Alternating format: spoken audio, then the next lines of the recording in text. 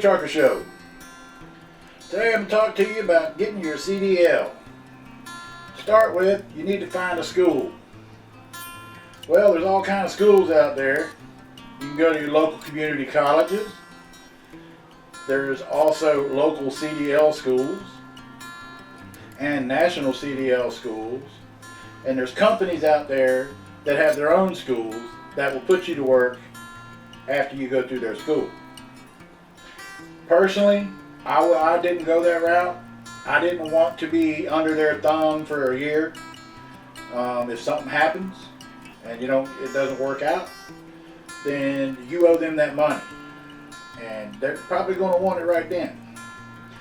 So personally, I would just go ahead and pay for it myself, or find other funding, which is what I'm going to talk about now, is finding funding for it. You can get student loans, federal grants, personal loans, pay cash if you got it. There's also, if you go to your local employment office, employment agency, you might be able to get some funding help through them. They may pay for part of it, they may pay for all of it. You don't know till you investigate it, check it out, find out. There's a lot of work involved in getting your CDL rather than just go and take the test. There's a lot of work involved, but it's worth it. It's really worth it. After you figure out how you get your financing, go ahead and set up your class for about a month out. It'll take you that long to get what you need before you can start. And I'm going to go into that right now. First off, you need to take and pass a DOT physical. You have to have a Department of Transportation medical card before you can get your learner's permit. Now, there's a lot involved in that. Not every doctor can give a DOT physical. So you have to go to the DOT website and look on there and find out what doctors in your area can give the DOT physical. Now once you get that done, there's a lot of paperwork in there. Make sure you check all that out, because there's a lot of paperwork that you have to get filled out by your doctors, and if you have specialists, you have to have paperwork from them. So there's a lot of stuff you want to check out, even a CPAP. If you have a CPAP machine, that's okay.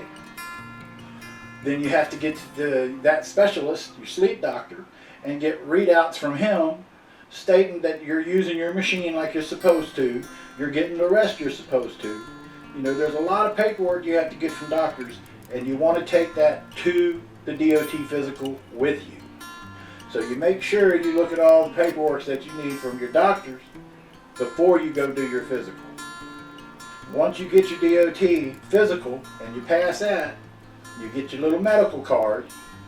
Then you want to go to DMV and get the handbook for the commercial driver's license. You want to study that book so you can take your learner's permit. Now, once you get your learner's permit, then you can start class.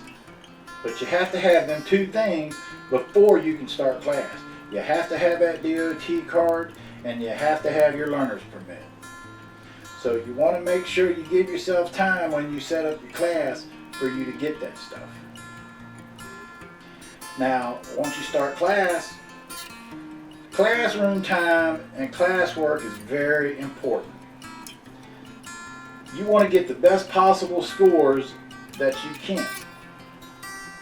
Companies look at that. When you take your test, you want to ace them tests. When you're out there on the range, you want to do the best you can. Because the companies look at that. They want to know what your GPA is in class, or what your scores are. Are you a high scorer? Or did you do good in school? Did you do good on the driving range? They may talk to your school. So you want to be good and do good in class and do good out on the driving range when you're out here in class and on the range. Make friends with your classmates. It's always good to have friends in the trucking industry. It's very important that you get along with people in the trucking industry. So demonstrate that in class and on the driving range. Now another thing is, when you're going to learn when you're out there, is your pre-trip inspection. I cannot say enough how much you must, and I say again must, master the pre-trip inspection. Make a list of all the things on the pre-trip and put it on index cards. See, when I first started class, I was having problems remembering that pre-trip because there's a lot of things on that truck you have to remember. Now, in an upcoming video here in the near future, I'm going to do have a pre-trip inspection done here in the state of Virginia. I'm going to go to one of the school that I went to, and have a student do a pre-trip so you can see what all is involved. So that will be coming up on a episode in the near future. So keep your eyes open for that. But back to the pre-trip. You want to know your truck. You want to make sure you know all the parts. Because if you're driving out on the road and you break down, if you don't know your truck, you don't know what's wrong with it, you call the company, they send somebody out, they got to figure out what's wrong with it, then they got to go get a part if they don't have one on the truck. So not only did it take time for them to come there, now they got to leave again, get a part, then come back, and then fix it. That's twice as long as it would have been if you'd have known your truck. You could have called the company and said, hey, I'm broke down, this is what's wrong, this is the part I need. They can send a person out there with that part, fix your truck, and you'll be on your way. Because I'm going to tell you what, if the wheels ain't rolling, you ain't making no money at all. So it's always good to know your truck, not to mention the safety issue. Now, if you're out there and you don't know your truck, you don't know your brakes or shoes are getting bad, and you lose your brakes, you could kill somebody. You don't want that on you. You don't want that on your shoulders. So make sure you learn your truck. One end to the other, top to bottom, inside and out. You make sure you know that truck.